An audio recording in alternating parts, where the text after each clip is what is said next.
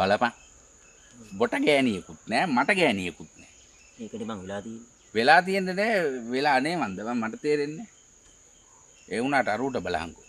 ඈ ඌ ගියා විතරයි එකයි ගියේ.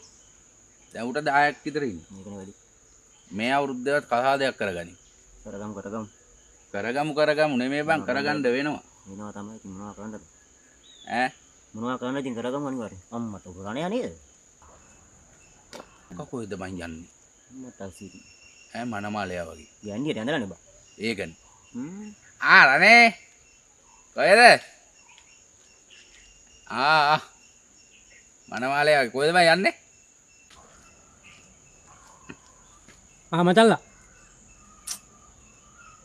නැද්ද පොඩි ගමනක් යනවා බල වගේද බං මං කැල් හම්බෙන්න යනවා බං මල වදේ බං ඊයේ 2යි බුදිය ගන්නකොට කෝල් කරනවා බලහම මේකේ ඕන්ලයින් අරගෙන කොච්චර කෝල් අරන් තියනවද කියලා 20කට එහා බං 20කට එහා හම්බෙන්න එන්න මම එකක් කට් කරලා ඒකට යනවා බලහන්කො පින උඹලා වාගේ නිකන් ගස් ගල් උඩ අපි ඉන්නේ නැහැ බං අපට වැඩ තියෙනවා මේ යනවා කෑල්ල හම්බෙන්න.